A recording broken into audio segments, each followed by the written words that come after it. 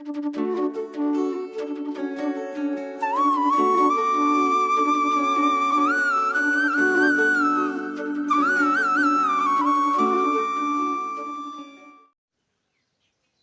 Dear students of class 12th, मैं RS. Pandey आज आप लोगों के लिए लेकर आया हूँ इंग्लिश प्रोज का first chapter a girl with basket. ये चैप्टर विलियम सी डगलस साहब ने लिखा। ये एक कहानी मात्र नहीं है, यह हमारे आपके देश के इतिहास से जुड़ी हुई बात है। बहुत समय नहीं व्यतीत हुआ है 1950 को गुजरे हुए। 1950 में जब भारत पाकिस्तान का बंटवारा था, उस समय की यह कहानी है। यह कोई काल्पनिक कहानी नहीं है। इसका बहुत अच्छे से अध्ययन करें। इसके दो फायदे हैं आपके बीच। पहला फायदा तो आपको मिलेगा कि आप इसको तैयार कर पाएंगे, एग्जाम में आप इसका आंसर दे पाएंगे। दूसरा फायदा आपका ये होगा कि आप कुछ न कुछ इतिहास के बारे में अपने जान पाएंगे। तो आइए हम शुरुआत करते हैं a girl with basket, William C Douglas साहब के द्वारा लिखा हुआ। अ गर्ल विथ बास्केट का मतलब आप समझ रहे होंगे, टोकरी के साथ एक लड़की, यानी एक लड़की टोकरी लिए हुए। अबाउट द ऑथर पर चलते हैं। मैं आपको एक एक शब्द पढ़ाऊंगा, एक एक शब्द बताऊंगा। यद्यपि अब आप बड़े हो गए हैं, आप में इतनी ऊर्जा और क्षमता है कि आप अपने से भी पढ़ सकते हैं। इस लॉकडाउन में आप अपने समय का पूरा उपयोग अपनी शिक्षा प्राप्त करने के लिए करिए, और इस समय आप पढ़ पाएंगे तो ये समझ में आएगा कि आप वास्तव में मेहनत कर पाते हैं बिना स्कूल अटेंड किए। इस समय ऑनलाइन व्यवस्था में अगर आप पढ़ पाते हैं तो निश्चित तौर पर आप एक सफल विद्यार्थी माने जाएंगे। और जब धाराएं प्रतिकूल हों, उस समय तैर कर पार होना सही बात को स्पष्ट करता है, सही मेहनत को स्पष्ट करता है, आपकी सफलता को स्पष्ट करता है। About the author. William C Douglas, a judge of the Supreme Court of United States of America। William C Douglas साहब United State of America, America के सुप्रीम कोर्ट के जज थे। Visited India in 1950। उन्होंने 1950 में भारत में यात्रा की, भारत आए। During his visit he happened to travel from New Delhi to Ranikhet. अपनी यात्रा के दौरान, उनकी जो यात्रा थी उस दौरान उन्हें नई दिल्ली से रानीखेत जाना था। Ranikhet a hill station in the Himalayas. वो हिमालय के पास में एक हिल स्टेशन है, उस जगह का नाम है Ranikhet. He was a realist and supporter of labour. वो एक यथार्थवादी थे एंड सपोर्टर ऑफ लेबर, और श्रम के समर्थक थे, परिश्रम के समर्थक थे, परिश्रम करने वालों के समर्थक थे। He also loved self respect and self confidence. उन्हें बहुत ज़्यादा प्रिय था, क्या प्रिय था? Self respect and self confidence. He was fascinated and charmed with the natural beauty of India. बड़े गौरव की बात है हमारे आपके लिए, 1950 में यात्रा करने वाला सुप्रीम कोर्ट का कोई जज दीवाना हो जाए हमारे देश के सौंदर्य पर, हमारे देश की व्यवस्थाओं से, तो ये हमारे आपके लिए बड़े ही गौरव की बात है। ही वॉज फैसिनेटेड, वे मंत्रमुग्ध थे, मंत्रमुग्ध, एंड चार्म्ड, और आकर्षित थे, with the natural beauty of India, भारत के प्राकृतिक सौंदर्य से। A girl with basket is one of his famous essays. A girl with basket उनके तमाम मैसेज जो प्रसिद्ध हैं उनमें से एक है। आइए अब हम चलते हैं about the lesson. A girl with basket has been written by William C Douglas. यह चैप्टर विलियम सी डगलस के द्वारा लिखा गया, who came to India after the partition of the country in 1950। देश के बंटवारे 1950 में जब देश का बंटवारा हुआ उसके बाद वे भारत आए। At that time India was full of refugee. उस समय हमारा देश पूरी तरह से रिफ्यूजीज से भरा हुआ था, शरणार्थियों से, आने वाले लोगों से।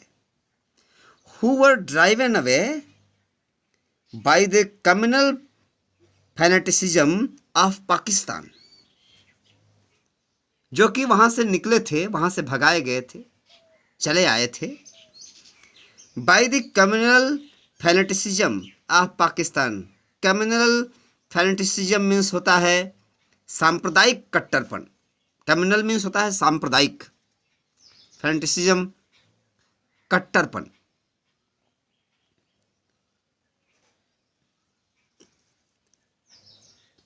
He had a unique experience at one of the railway stations. उनके पास एक स्टेशन से विशेष अनुभव प्राप्त हुआ। Many refugee children were selling small articles like baskets and fans. बहुत सारे शरणार्थी बच्चे बेच रहे थे छोटे छोटे सामान बने हुए, जैसे कि टोकरी या हाथ के पंखे आदि आदि चीज़ें। He was impressed with a little girl of 9 years. वे वहाँ आकर्षित हो गए with a little girl of 9 years, एक 9 साल की बच्ची से। एक 9 साल की बच्ची के व्यवहार से अभिभूत हो गए वहाँ पर। This essay is the recollection of his valuable experiences. ये कहानी, ये निबंध या ये लेख उनके महत्वपूर्ण अनुभव का एक सार है। उनके एक महत्वपूर्ण अनुभव का सार है। महत्वपूर्ण अनुभव को उन्होंने यहाँ रिकलेक्ट किया है, हमारे आपके बीच में दिया है। आइए हम सीधे कहानी की तरफ चलते हैं। साहब एक एक शब्द देखिएगा जिसमें कि आपको ये चैप्टर रट जाए। कई बार वीडियो को देखिए, कई बार इसको सुनिए। क्या करें घर में बैठकर?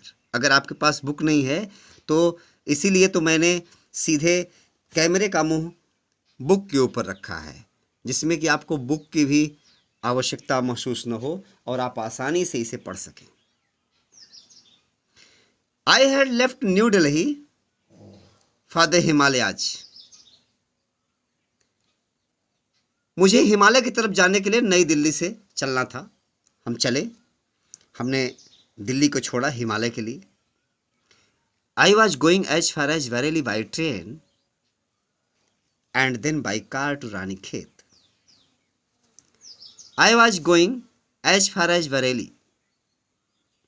मुझे बरेली तक जाना था बाई ट्रेन, ट्रेन से। And then by car to Ranikhet, और फिर वहाँ से मुझे कार से रानीखेत जाना था। ये मेरी प्लानिंग थी। An old British Army hill station located on a 6,000 foot rise opposite a 120 mile stretch of snow-capped Himalayas. अब देखें, किसी नाउन के बाद जब कभी भी डैश देकर लिखा हुआ हो तो समझें कि उसी के बारे में कहा जा रहा है। ये रानीखेत के बारे में डैश दिया हुआ है, यानी Ranikhet. An old British army hill station located, एक पुरानी ब्रिटिश की सैनिकों की छावनी हिल स्टेशन लोकेटेड, जो कि हिल स्टेशन के पास स्थित थी। On a 6,000 foot rise opposite a 120 mile stretch of snow capped Himalayas.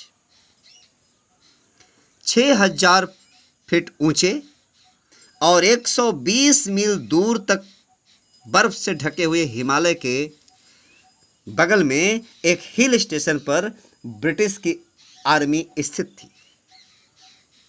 The train was slow and it stopped at all the way stations. उस समय के ट्रेन के बारे में आप समझ ही सकते हैं। आजकल की जो लोकल ट्रेन है उससे भी खराब दशा रही होगी उस समय के एक्सप्रेस सेवा की। तो डगलस साहब लिखते हैं द ट्रेन वाज स्लो, गाड़ी बहुत धीमी थी, and it stopped at all the way stations, और वह गाड़ी हर स्टेशन पर रुका करती थी। At every stop I swung open the door of my compartment. Her stop पर मैं swung open the door of my compartment, मैं अपने कंपार्टमेंट के डिब्बे को स्वंग ओपन यानी खींच कर खोलता था।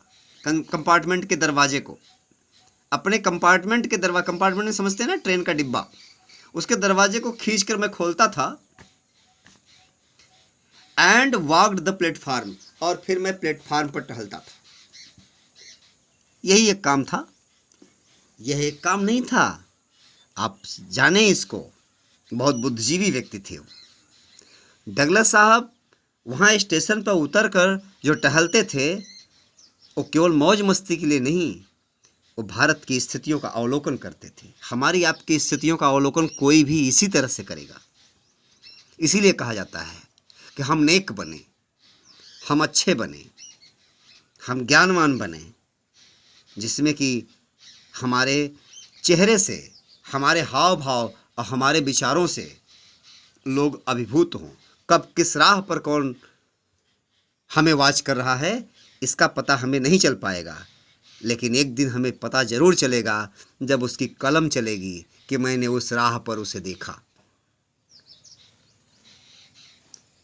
तो करते क्या थे कि हर स्टेशन पर अपने कंपार्टमेंट के दरवाजे को खींचकर स्वंग ओपन खींचकर खोलते थे और प्लेटफॉर्म पर टहलते थे।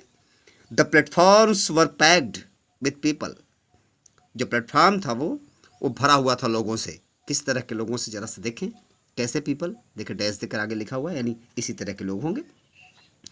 Sikhs, Muslims, Hindus, soldiers, merchants, priest, porters, beggars, hawkers. Sikh, मुसलमान, हिंदू, सिपाही, व्यापारी, पुजारी, कुम्हार, भिखारी और फेरी वालों से, इन लोगों से भरा हुआ था। Almost everyone was barefoot. देखें देश की दशा 1950 में, आज हम कहां से कहां पहुंच गए हैं। Almost everyone was barefoot and dressed in loose white garments. प्रायः हर व्यक्ति, ज्यादातर लोग बेयरफुट नंगे पांव थे, एंड ड्रेस्ड और पहने हुए क्या थे देखें, इन लूज व्हाइट गारमेंट्स, ढीले ढाले सफेद कपड़े, क्योंकि बड़ी माली हालत थी साहब उस समय। हालांकि आपने इतिहास में बहुत सारी बातें पढ़ी होगी, मैं वहां तक नहीं जा पाऊंगा, लेकिन देश की दशा बहुत खराब थी उस समय। I would ask at least 3 people before I could find one who is spoke English।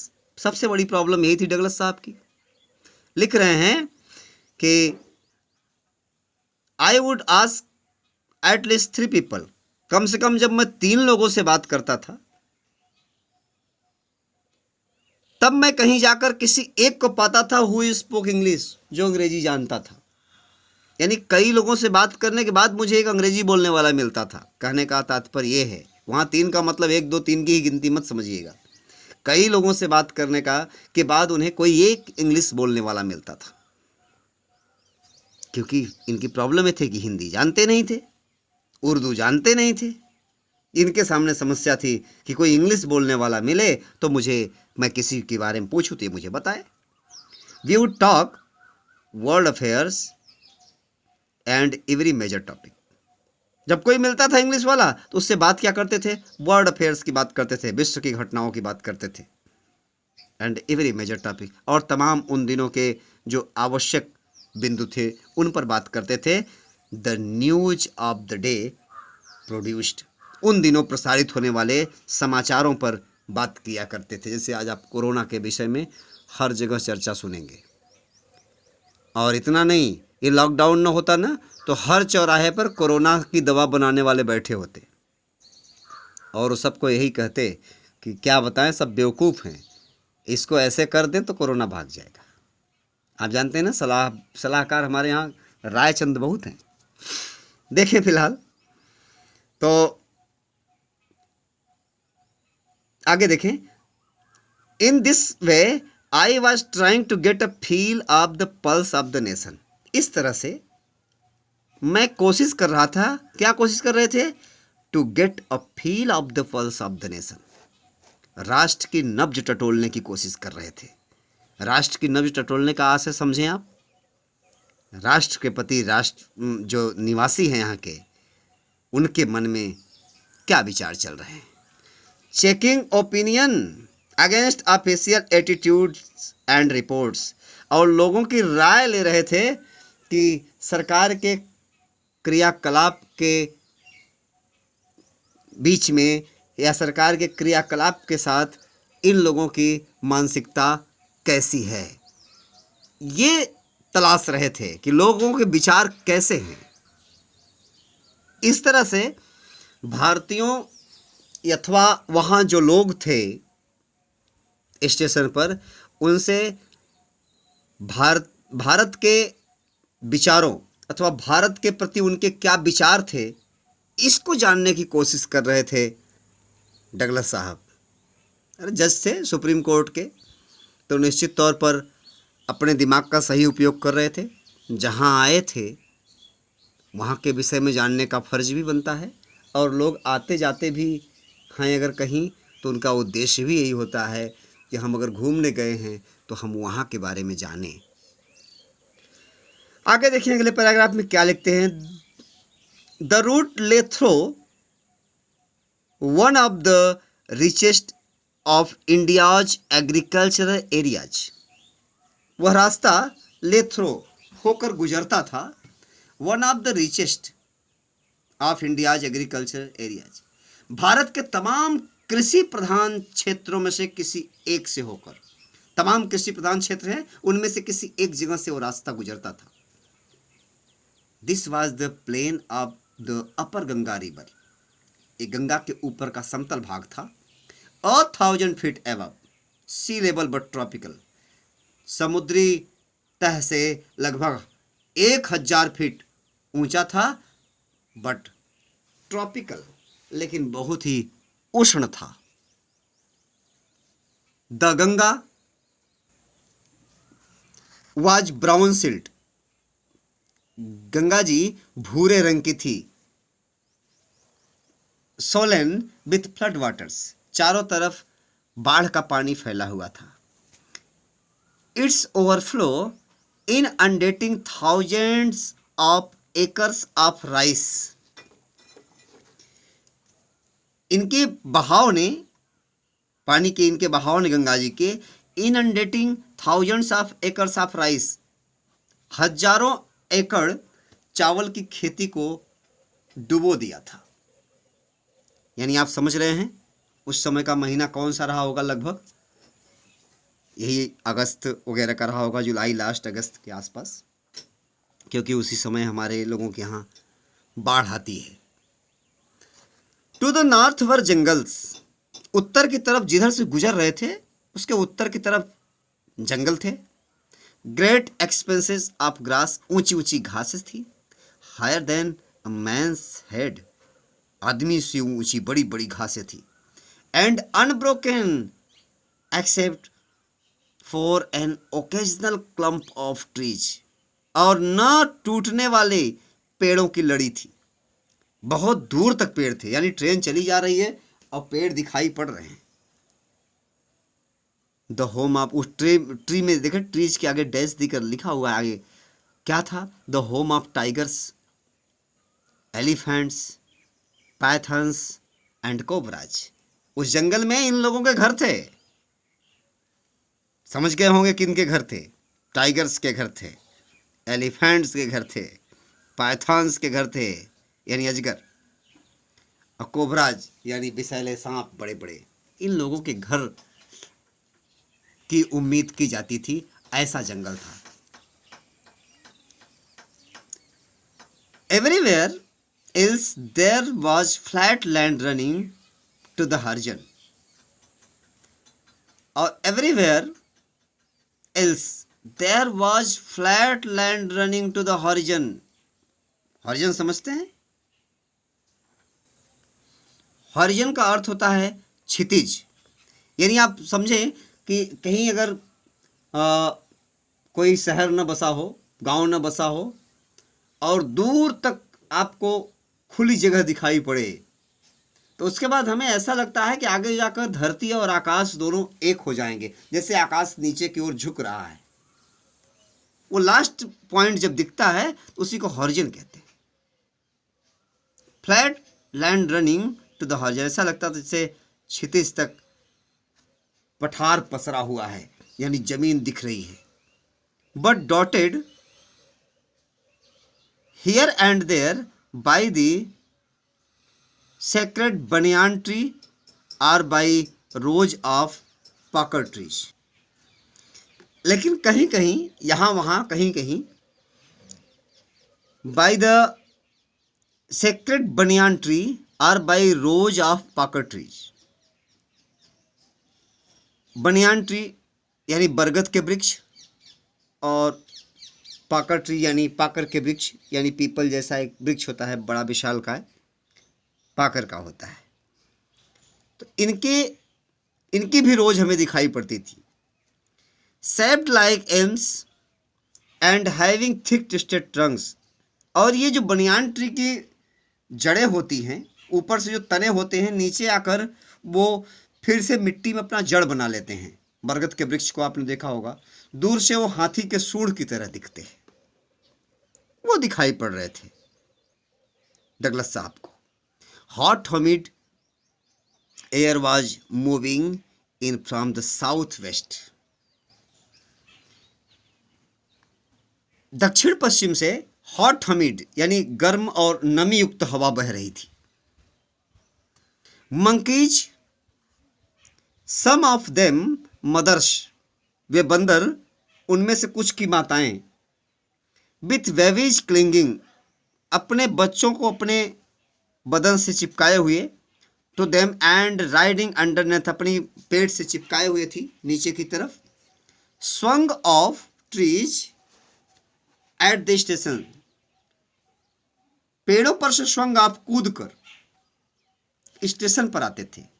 Looking for food, भोजन की तलाश में, अपने बच्चों को अपने बदन से, अपने पेट से चिपकाए हुए कुछ बंदर की माताएं पेड़ों की डालों से कूद कूद कर आते थे वे स्टेशन पर भोजन की तलाश में। द विलेज बी पास्ड, वह गांव जहां से हम गुजरते थे, had walls made of mud mixed, उन गांवों के घर कच्चे थे, उनकी दीवारें मिट्टी गोबर की बनी हुई थी। Walls made of mud mixed यानी मिट्टी गोबर से बनी हुई थी। विथ वाटर एंड काउडग, यानी काउडग यानी गोबर, और वाटर यानी पानी और गोबर से लिपी पुती थी।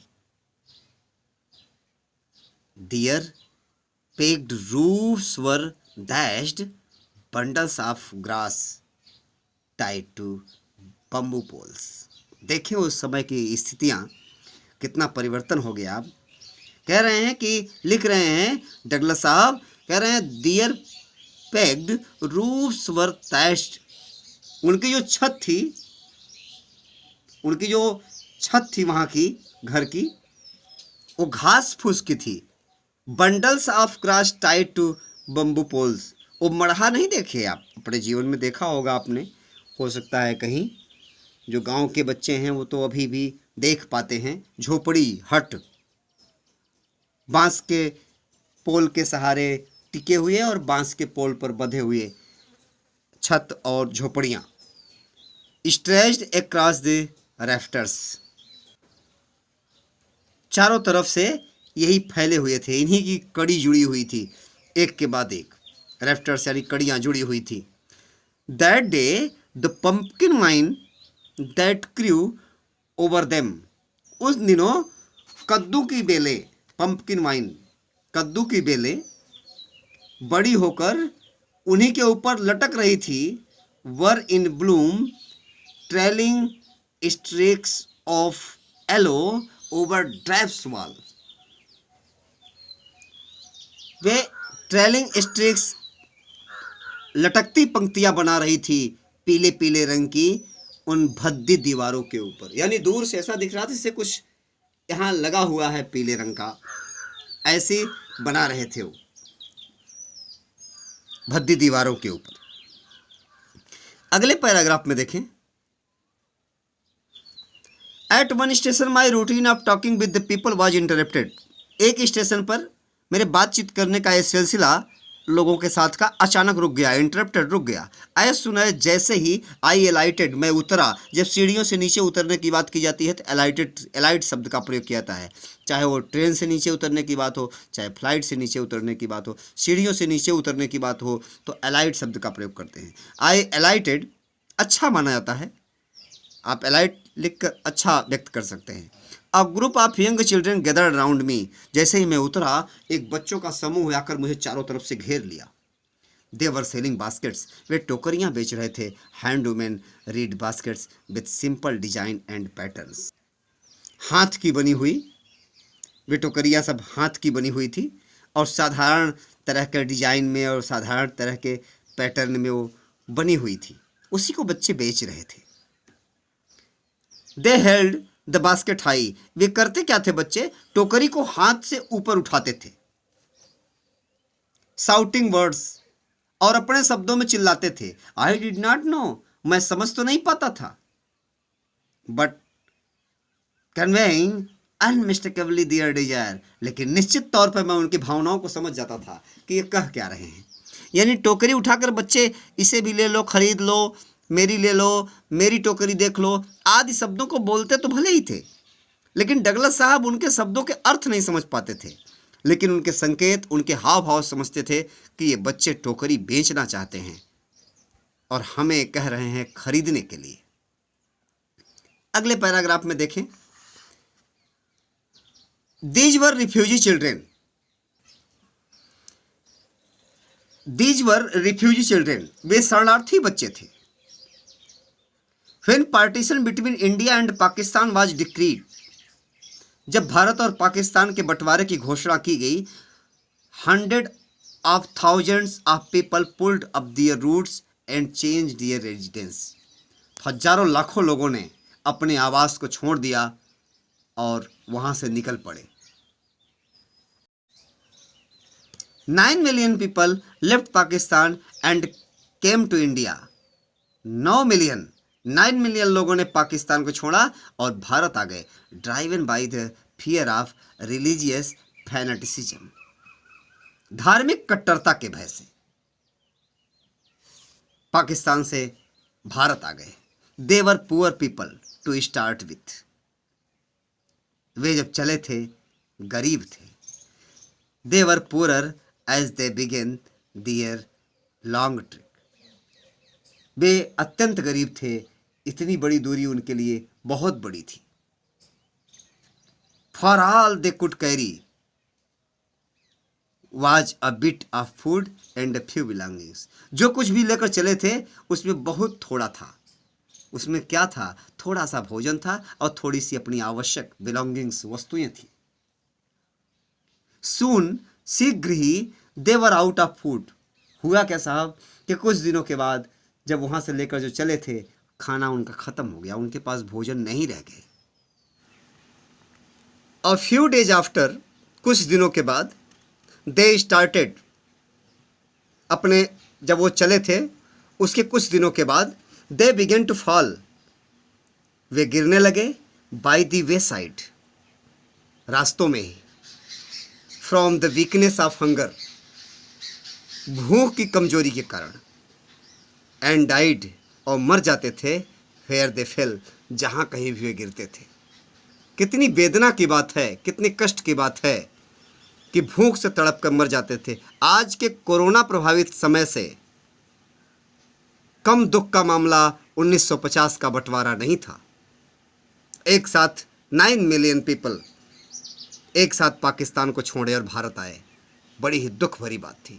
आप देखते होंगे कभी कभी टेलीविज़न पर जब 26 जनवरी 15 अगस्त का समय चलता है, उस समय टेलीविज़न पर 1950 की तस्वीरें भी सामने आती हैं, या न्यूज़ चैनल्स वगैरह कभी कभी वो तस्वीरें दिखाते हैं। हमने देखा है कि ट्रेन दिखाई जाती थी उस समय की, तो ट्रेन के चारों तरफ इंसान दिखते थे लटके हुए, छत पर बैठे हुए।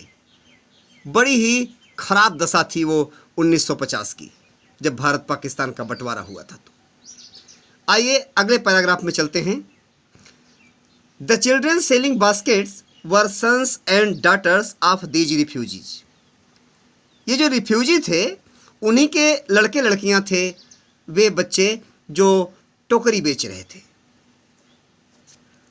दे और देयर पेरेंट्स और relatives had gathered in the cities. वे बच्चे या उनके माता पिता या उनके रिश्तेदार जो लोग बचे थे, had gathered in the cities, शहरों में इकट्ठे हुए। सेटिंग अप स्टॉल्स, दुकानों को लगाते हुए, छोटी छोटी दुकानें खोल रखा उन्होंने। मैन्युफैक्चरिंग सिंपल आर्टिकल्स, साधारण चीज़ों को, साधारण वस्तुओं को बनाने लगे। Trying to make a living in market, अपनी जीविका के लिए, बाजार में अपनी जीविका कमाने के लिए, कुछ पैसे कमाने के लिए शहर में वो इकट्ठा हुए। ऑलरेडी ओवर क्राउडेड, उस जगह इकट्ठा होते थे जहां पहले से ही भीड़ भाड़ रहती थी, क्योंकि भीड़ रहेगी तो लोग कुछ न कुछ खरीदेंगे जिससे उनका जीविकोपार्जन होगा। They lived in cloth and grass sheds that lined the streets. वे रहते थे in cloths and grass sheds that lined the street. गली में कतारबद्ध उनके झोपड़ियाँ जो लगी हुई थी, क्लॉथ और ग्रास की, यानी खरपतवार, घास की और कपड़ों की बनी हुई जो छोटी छोटी झोपड़ियाँ थी, वही लाइन से लगाए हुए थे और उसी में रहते थे। The peasants among these refugees, the peasants among these refugees, peasants यानी फार्मर, किसान वहाँ के, among these refugees जो इन शरणार्थियों के साथ रहते थे, had been accustomed to little all their lives, for the annual income of an agricultural family does not exceed. उस वहाँ के जो किसान थे, उनके साथ जो शरणार्थियों के साथ रहते थे, हैड बीन अकस्टमर्ड, आदती हो गए थे, too little all their leaves for the annual income of an agricultural family. वो कृषक परिवार के जो एक छोटी इनकम थी, उसी में जीविका में रहने के, उसी के आदती हो गए थे। एनुअल इनकम उनकी बहुत कम थी, उसी के आदती हो गए थे वो लोग भी। डज नॉट एक्सीड, जो इन्हें ऊपर नहीं उठाती थी। On an average $100 a year. Douglas साहब लिखते हैं कि एवरेज के तौर पर यह देखा जा सकता है कि $100 वार्षिक इनकम उनकी लगभग थी। The average unskilled labourer make 30 cents a day. इस आधार पर यह कहा जा सकता है कि लगभग 30 सेंट्स एक दिन का पारिश्रमिक बनता था, और लेस देन $2 अ वीक, या फिर $2 से भी पर साप्ताहिक, एक सप्ताह में $2 से भी कम। There is 1 meal a day. एक दिन का उनका भोजन क्या था देखें। एन ओनियन, एक प्याज, अ पीस ऑफ ब्रेड, एक रोटी, a bowl of pulse with milk, थोड़ी सी दाल, थोड़ा सा दूध, perhaps a bit of goat cheese, और बकरी के दूध आदि का बना हुआ कुछ पनीर। यही उनका भोजन था। No tea, no coffee, no fat, no sweets, no meat. न चाय, न कॉफ़ी, न घी, न मिठाइयाँ, या फिर न तो मांस, कुछ भी खाने के लिए ऐसा नहीं था। $100 a year is not $2 a week. $100 एक साल की कमाई $2 एक सप्ताह की नहीं पड़ती थी। Yet even that small amount is hard to earn by selling baskets to people too poor to buy them. जिससे कि वहाँ के लोगों से, इतना कम पैसे कमाने वाले लोगों से टोकरियाँ बेच पाना और उनसे पैसे कमा पाना बड़ा ही मुश्किल काम था। That no doubt is the reason, निसंदेह यही कारण था, these little children descended on me like lotus, यही कारण था कि वो बच्चे मेरे ऊपर टिड्डों की तरह टूट पड़े थे। आई एन अमेरिकन, मैं एक American, was doubtless the most promising market they had seen, निसंदेह मैं एक अमेरिकन था। द मोस्ट प्रॉमिसिंग मार्केट, सबसे अच्छा खरीदार अब तक का था, दे हैड सीन, अब तक उन्होंने जितने खरीदारों को देखा था सबसे ठीक ठाक मैं ही उन्हें समझ में आया। इसलिए बच्चों ने इनको चारों तरफ से घेर लिया कि ठीक ठाक आदमी उतरा है, इसी को सब माल बेचकर पैसा ले लो, क्योंकि वहाँ के किसान वास्तव में बड़े गरीब थे। इसलिए बच्चों ने डगलस साहब को चारों तरफ से घेर लिया साहब। अगला पैराग्राफ देखें। I bought one tiny basket for few अनाज, मैंने एक छोटी सी टोकरी खरीदा कुछ आना देकर। Another fruit baskets for a bit more, उससे कुछ ज़्यादा देकर मैंने एक फल रखने वाली टोकरी खरीदा। A beautiful waste paper basket for a rupee, 1 रुपये में मैंने खराब कागज़ वगैरह रखने वाली टोकरी खरीदा। और lovely sewing basket for a rupee, सिलाई के सामान को रखने वाली टोकरी को मैंने 1 रुपये में खरीदा। A few fans for an अनाज आर टू अ पीस, और कुछ हमने हाथ वाले पंखे देखा होगा आपने, हाथ से चलाए जाने वाले पंखे उस समय हमारे आपके घर के कूलर का काम करते थे। गर्मी बढ़ती थी तो लोग हाथ के पंखों से एक दूसरे को हवा करते थे या खुद को हवा करते थे, उनको मैंने खरीदा।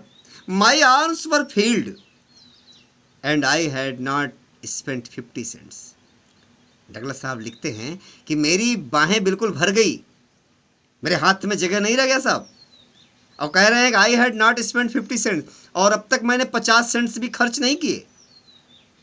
The children passed in shouting their wares, बच्चे हमारे पास थे और अपनी इच्छा को व्यक्त कर रहे थे, चिल्ला रहे थे। अभी भी वो हटे नहीं थे, क्योंकि उन्हें लग रहा था ये तो बहुत खरीद रहा है, अभी इसी के पास लगे रहे खरीदेगा ये। बच्चों को ऐसा लगा। अब डगलस साहब करते क्या, उन बच्चों के चक्कर में फंसे थे। आई वॉज ए प्रिजनर, मैं तो कैदी था, कंप्लीटली सराउंडेड, और चारों तरफ से घिरा हुआ था। अनेबल टू मूव, हिल डुल नहीं सकता था, वहां से घूम नहीं सकता था, ऐसी मेरी हालत बच्चों ने कर दी थी। कहते हैं the most diligent aggressive vendor was a beautiful girl, बहुत ही परिश्रमी, अग्रेसिव वेंडर आक्रामक, यानी चेहरे से आक्रामक दिखे वेंडर बेचने वाली, was a beautiful girl of 9 वर्ष की एक सुंदर सी बच्ची, right in front of me, ठीक मेरे सामने थी। She had a lovely basket with handle, उसके पास हैंडल वाला एक बास्केट था, एक टोकरी थी। And she wanted a rupee and a half, और वो चाहती थी 1.5 रुपये उसका। एक टोकरी लिए हुई थी, उसमें हैंडल लगा था, वो लड़की उसका 1.5 रुपये कीमत चाहती थी। फॉर इट और अबाउट 30 सेंट्स, या ये मान लें कि लगभग 30 सेंट्स चाहती थी। She was an earnest trader, earnest trader, बहुत गंभीर तर्क थे उसके तर्क बड़े गंभीर थे बेचने के लिए। There was tears in her eyes, उसकी आंखों में आंसू थे। सी प्लीडेड, उसने अनुरोध किया, रिक्वेस्ट किया, and begged in tones that would wring any heart, उसने जिस टोन में, जिस तरह के शब्दों में अनुरोध किया, निवेदन किया, that would wring any heart, वो किसी के भी हृदय की घंटी बजा सकते थे साहब। 9 साल की बच्ची मेरे सामने खड़ी थी, उसके हाथ में एक हैंडल वाली टोकरी थी, उसकी आंखों में आंसू थे। उसके निवेदन करने और अनुरोध करने के जो शब्द थे, जो तरीका था, जो उसके टोन्स थे, वो किसी के भी हृदय की घंटी को बजा सकते थे। ऐसा कौन लिख रहा है? ऐसा डगलस साहब लिख रहे हैं। आगे देखें, माई आर्म्स वर फुल, मेरी बाहें भर गई थी। आई हैड नो रूम, मेरे पास जगह नहीं थी। यहाँ रूम का मतलब कमरा से नहीं, प्लेस से है, जगह नहीं थी। लेट अलॉन्ग एनी नीड, कोई ज़रूरत भी नहीं थी। फॉर अनदर बास्केट, किसी दूसरी टोकरी की। Balancing my basket and fans on my left arm, basket और फैंस को अपने बाएं हाथ में बैलेंस किया मैंने। I reached into my right coat pocket and got a handful of change, और मैंने अपने दाहिने हाथ को अपनी कोट की जेब में डाला और वहां से हैंडफुल ऑफ चेंज, एक मुट्ठी चेंज निकाला। पर है 15 सेंट्स इन ऑल विच, मेरा ख्याल है कि वो 15 सेंट्स रहे होंगे। I deposited in the basket, मैंने इसे उस लड़की की टोकरी में रख दिया। That the young girl held imploringly before me, जो बच्ची बड़े ही उत्सुकतापूर्वक मेरे सामने खड़ी थी, उसकी टोकरी में मैंने इसको रख दिया। आई ट्राइड टू एक्सप्लेन, मैं उसको बताना चाहा, that I could not by the basket, कि मैं टोकरी खरीद नहीं सकता। यह बात मैं उसको बताना चाहा।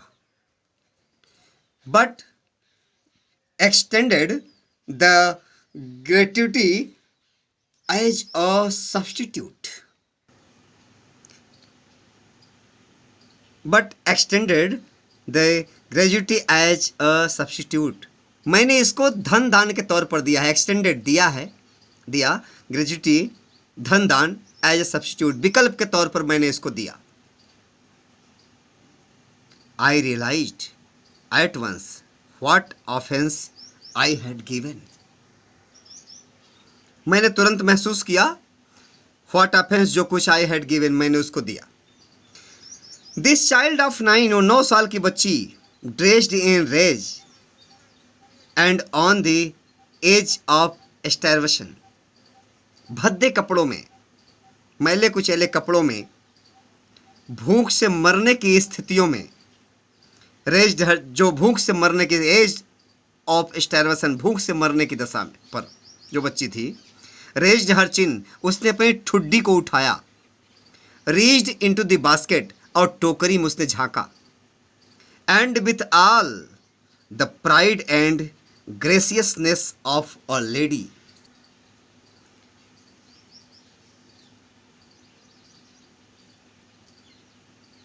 डगलस साहब लिखते हैं, and with all the pride and graciousness of a lady handed the money back to me, उस बच्ची ने महिला के पूरे अभिमान और गौरव को ध्यान में रखते हुए मेरे रुपए को मुझे वापस कर दिया। ये भारत की 9 साल की बेटी भारत की महिलाओं के गौरव और अभिमान को इतना उजागर किया कि आज तक यही एक कार्य उसका डगलस साहब के लेख का मुख्य हिस्सा बन गया। ये पूरी कहानी लिखने का आशय क्या था? इस पूरी कहानी के लिखने का आशय है कि उस 9 वर्ष की बच्ची जो भूखमरी कगार पर थी, जिसको पैसों की बहुत ज़रूरत थी, उस बच्ची ने उस खैरात के धन को स्वीकार नहीं किया। कहते हैं, फिर से देखें, and with all the pride and graciousness of a lady, एक महिला के अभिमान और गौरव को ध्यान में रखते हुए, महिला के अभिमान और गौरव के साथ, handed the money back to me, मुझे उसने रुपए वापस कर दिए। There was only one thing I could do, अब केवल एक रास्ता बचा था जो मैं कर सकता था। आई बॉट द बास्केट, मैंने टोकरी खरीद ली। सी विप्ड हर आइज, उसने अपने आंसुओं को पोंछा। स्माइल्ड, मुस्कुराई। And dash down the platform, और प्लेटफार्म से नीचे उतर गई। हीडेड फॉर सम ग्रास हट, घास की बनी हुई झोपड़ियों की तरफ चली गई। That would have a list 30 cents that night, लगता है कि वो 30 सेंट्स उस रात के खर्च के लिए उसके लिए पर्याप्त रहा होगा। पैसे को लेकर प्लेटफार्म से नीचे चली गई। आगे देखें साहब, अब इस कहानी में उस लड़की से भी अधिक बड़प्पन की बात डगलस साहब की। अच्छाइयों को परखना बहुत जरूरी होता है। जो लोग अच्छाइयों को परख पाते हैं वो अच्छाई करने वाले से ज़्यादा महान पाए जाते हैं, उन्हें ज़्यादा महान बताया जाता है, जो अच्छाइयों को समझ सके, अच्छाइयों को जान सके। I told this story to prime minister Pandit Jawaharlal Nehru. मैंने ये कहानी पंडित जवाहरलाल नेहरू को बताई। आई टोल्ड हिम, मैंने उनसे कहा, इट वॉज वन रीजन, यही एक कारण है, I had fallen in love with India, जिससे मैं भारत के प्यार में घिर गया हूँ। मैं भारत के प्यार में गिर गया हूँ, मैं भारत के प्यार का वशीभूत हो गया हूँ। ये उस बच्चे से भी बड़े बड़प्पन की बात समझ में आती है, जो कि डगलस साहब ने जाकर पंडित जवाहरलाल नेहरू जी से बताई और उसे अपने इस लेख में सम्मिलित किया। ये हमारे आपके लिए गौरव की बात है। इसके साथ साथ वो धन्यवाद के पात्र हैं कि उन्होंने एक छोटी सी बच्ची की भावनाओं को समझा। द पीपल आई सा इन इंडिया, वे लोग जिनको मैंने भारत में देखा, those in the village as well as those in high office, चाहे वो गांव के रहने वाले हों, चाहे वो बड़े पैमाने पर रहने वाले हों, कार्य करने वाले हों, have both pride and lively sense of decency and citizenship. उनके पास अभिमान, गर्व and lively sense of decency, उनके रहने की जो सुशीलता, जो मर्यादा थी, एंड सिटीजनशिप, जो नागरिकता थी, वो सभी में थी, इन दोनों लोगों में पाई गई। चाहे वो गांव का रहने वाला व्यक्ति रहा हो, चाहे शहर के रहने वाले हाई पद के लोग रहे हों। इन्होंने कहा उनके अंदर सुशीलता, मर्यादा, नागरिकता और अभिमान, गर्व, ये सभी मैंने पाया। They also have a passion for independence, they also have a passion for independence. उनके पास पैसन यानी इच्छा, फॉर इंडिपेंडेंस, स्वतंत्रता की तीव्र इच्छा थी। दिस ब्यूटीफुल चाइल्ड, यह छोटी सी बच्ची, born in secular and poverty, गरीबी और गंदे वातावरण में पैदा हुई। अनएजुकेटेड, निरक्षर थी, अशिक्षित थी।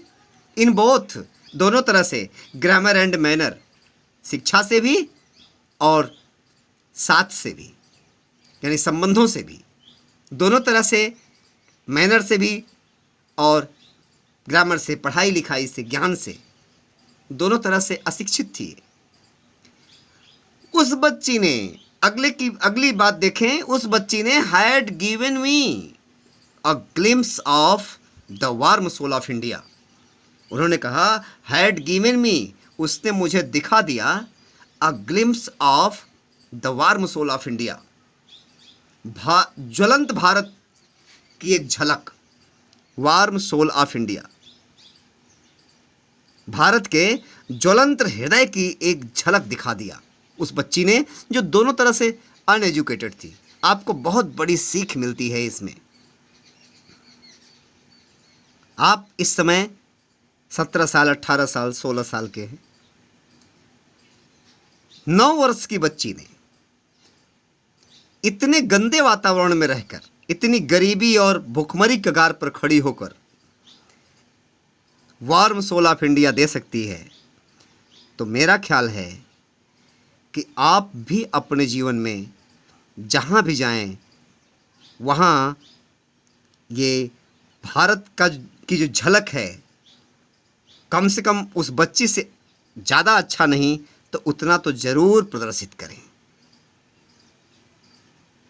तो इसी के साथ विलियम सी डगलस की कहानी यहीं ख़त्म होती है। उनके विचार जो आपने पढ़े वो यहीं ख़त्म होता है। आगे आपको करना क्या है, परीक्षा के दृष्टि से देखें तो आपके बुक में वर्ड मीनिंग्स दी हुई है। पूरी वर्ड मीनिंग्स आपको पढ़नी है, याद करनी है। और उसके बाद इन वर्ड मीनिंग्स के बाद आपको क्वेश्चन आंसर अपने से तैयार करना है। बेटा कई बार वीडियो को आप देखेंगे, पढ़ेंगे, बार बार इसको सुनेंगे तो मुझे लगता है कि सब रट जाएगा। उसके बाद किसी भी क्वेश्चन का आंसर आप आसानी से इस कहानी से संबंधित लिख सकते हैं। आप इंटरमीडिएट में हैं, ऐसी स्थिति न हो कि कोई टीचर आपको लिखाए आप रटें, क्योंकि साहित्य रटा नहीं जाता, साहित्य का भाव समझा जाता है, साहित्य के भाव को अपने शब्दों में लिखा जाता है। आप उसने अपने शब्दों में लिखें। किसी भी तरह का साहित्य, किसी भी साहित्य की बात हो, चाहे संस्कृत की हो, चाहे इंग्लिश की हो, चाहे हिंदी की हो, इन्हें रटना नहीं है, आपको अपने शब्दों में इन्हें लिखना है, इनकी कहानी समझनी है। अब कोई भी प्रश्न आए, उस प्रश्न का जवाब आपको अपने शब्दों में देना है। तो मैं इसी के साथ इस वीडियो को यहीं ख़त्म करता हूँ। अगर आपको पसंद आ जाए तो आप लाइक शेयर करें और लोगों को इसको और लोगों तक पहुँचाएँ, जिससे कि लोग इसको पढ़ सकें। लॉकडाउन में अधिक से अधिक लोगों का हित हो। दूसरा वीडियो जल्दी ही मैं लेकर नेक्स्ट चैप्टर का आऊँगा। धन्यवाद आप लोग।